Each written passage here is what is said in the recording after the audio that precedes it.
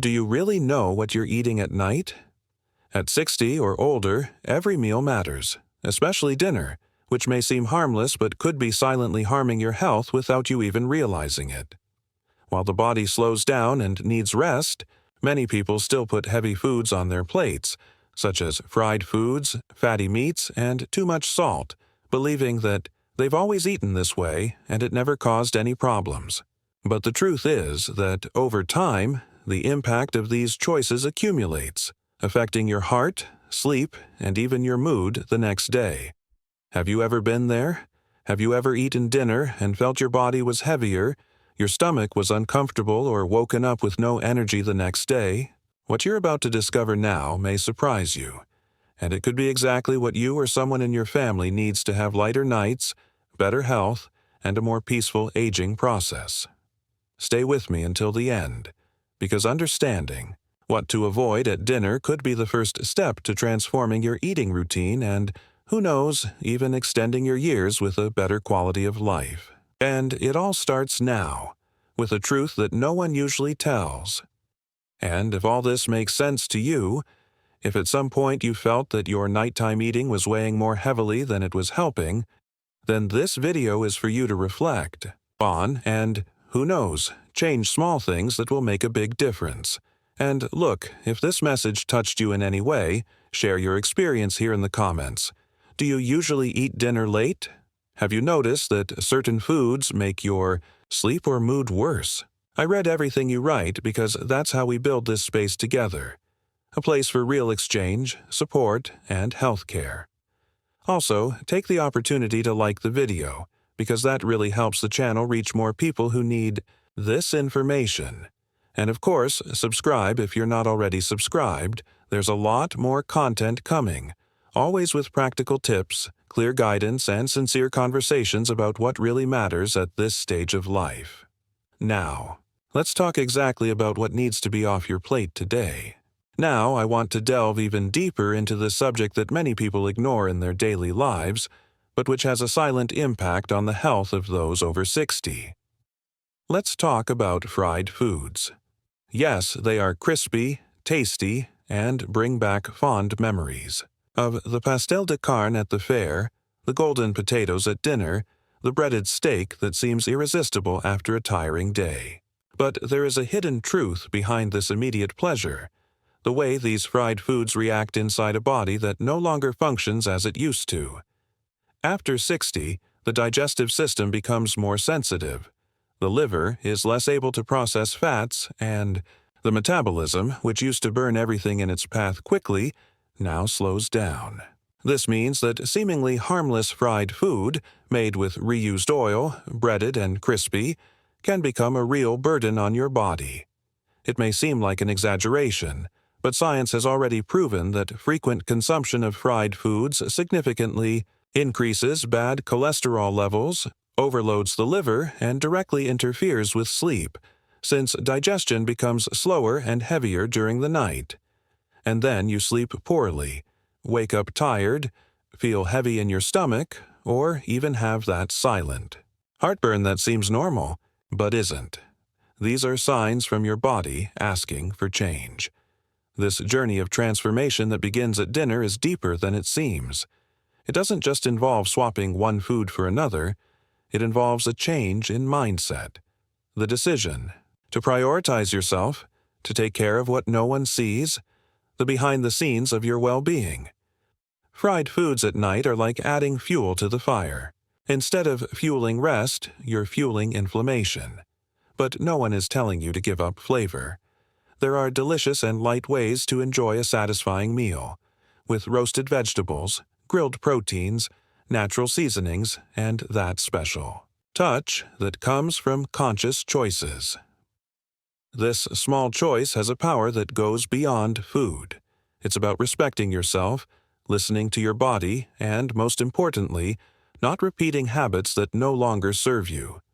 Write in the comments on this journey too. Now, I want to delve even deeper into this subject that often goes unnoticed, but has a huge impact on your health. When we talk about salt, the first image that comes to mind is the salt shaker on the table. But the hidden truth is that the greatest danger is not in this act of sprinkling the seasoning. It is in foods that you might not even imagine. Processed breads, yellow cheeses, processed meats such as ham, sausage, and mortadella, as well as ready-made sauces and industrial seasonings, all of them contain large amounts of sodium, often disguised by technical names on the label, and therein lies the problem.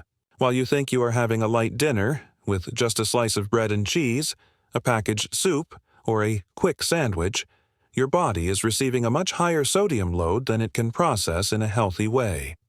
Studies show that Brazilians consume, on average, twice the amount of salt recommended by the World Health Organization.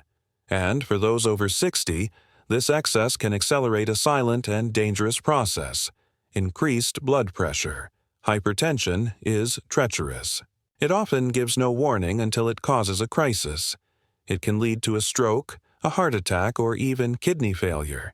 And all of this is fueled day after day by the automatic decisions we make at the table. This is the part of health that few people talk about. It's not just about what you eat, but about how much you pay attention to what those foods hide. Changing this requires more than information. It requires a new mindset, a new perspective on what seems harmless, but which could be sapping your energy, your disposition, and, in more serious cases, your very life. The good news is that every transformation begins with awareness. When you learn to identify these hidden excesses, everything changes. Your taste buds adapt, your body thanks you, and your journey becomes easier. Sometimes the greatest poison is disguised as routine. Comment below. That makes sense to me. Now I want to go even deeper into this point that many people insist on ignoring, perhaps out of habit, perhaps out of attachment to the taste, but which has a real impact and not just on the plate. Fatty meats, especially at dinner, are a silent invitation to an overload that your body, after 60, can no longer handle so easily. It is no exaggeration to say that, over time, this type of nighttime eating can indeed land you in the hospital. And not because the meat itself is the villain, but because the type, quantity, and time in which it is consumed create a scenario of internal wear and tear, almost invisible. Picanha, with that layer of fat, well-fried sausage, crispy bacon, well-served ribs. All of these may seem harmless when viewed through the eyes of tradition and pleasure. But behind the scenes in your body, the story is quite different. These meats rich in saturated fat require a huge effort from the liver to be metabolized, and the later in the day you eat them, the worse it gets. The liver, like the rest of the body, goes into a slowdown mode at night. When you offer it a high load of fat at this time, it simply can't do its job properly. The result is slow digestion, a feeling of bloating, reflux, high cholesterol levels, and over time, fat accumulation in the liver. All of this directly affects your quality of sleep, your mood the next day, and, further down the road, can manifest as chronic diseases that could have been avoided with small changes. It's a matter of decisions, of mindset. And it's not about eliminating the pleasure of eating, but about making smart, conscious, and tasty substitutions. A well-seasoned grilled chicken, a fish fillet with sautéed vegetables, even scrambled eggs with olive oil and fresh herbs can be delicious, light, and much more body-friendly options at this time in your life. The transformation begins when you stop treating your dinner as an automatic ritual and start seeing it as part of your ongoing health. Comment below, that makes sense to me. Now, I want to go even deeper into this topic, because this is where many people stumble without realizing it. There is a hidden truth in the way we end our day, a truth that is rarely spoken with the clarity it deserves. The choice of what we put on our plate at night goes far beyond taste or convenience. It has the power to determine how we will feel when we wake up, and when we talk about health after the age of 60, this decision takes on even greater weight. Literally. Many people Think that eating well is only about maintaining a healthy weight or avoiding long-term illnesses. But the impact of an inadequate dinner appears in the early hours of the next day. Waking up with a swollen body, a heavy head, slow digestion, or even that feeling of tiredness early in the morning can be a direct reflection of the meal you had before bed. It's as if your body spent the entire night trying to process what it couldn't digest, instead of resting and restoring itself as it should, and then a difficult cycle begins. Sleepless nights, dragging days, more coffee to compensate, more accumulated fatigue, all because the last meal of the day became a burden instead of a care. But when we change our mindset, something powerful happens. When you transform dinner into a moment of lightness, respect for your body, and connection with what really does you good, the effect is almost immediate. A simpler dish, with natural foods, without excess fat, salt, or sugar, can completely change your mood.